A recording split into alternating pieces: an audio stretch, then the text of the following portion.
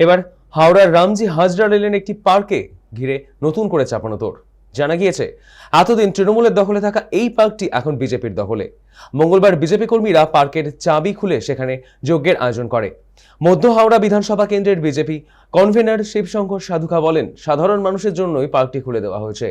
তার অভিযোগ, প্রাক্তন তৃণমূল কাউন্সিলর শ্যামল মিত্র পার্কটি দখল করে রেখেছিলেন, ফলে স্থানীয়দের, বিশেষ করে সেখানে শিশুদের প্রবেশ বন্ধ ছিল। এমনকি বিজেপির তরফে আরও জানানো হয়েছে, এখানে একটি মন্দির তৈরির পরিকল্পনা রয়েছে। সেই মন্দিরে বসানো হবে অমিত শাহের মূর্তি, পাশাপাশি থাকবে নেতাজিরও মূর্তি।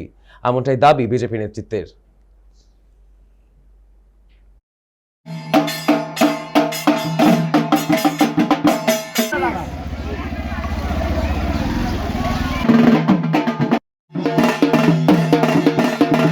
আমাদের এখানে বাচ্চাদের একটা পার্ক ছিল, যেটা আগে কাউন্সিলর জোর করে জবরদখল করে তার মায়ের নামে একটা পার্ক করে গেটে তালা চাবি দিয়ে দিয়েছিল।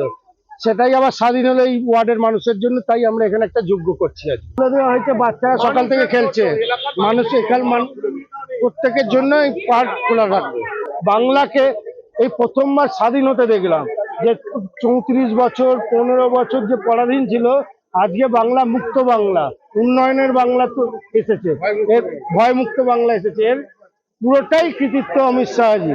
তাই আমরা অমিত শাহজি, এবং শুধু অমিত শাহজি নয়, তার আগে আছে যিনি আমাদের সব থেকে বড় আইডল নেতাজি সুভাষচন্দ্র বোস, ওনার নামেও একটা আমরা মন্দির করার চেষ্টায় আছি।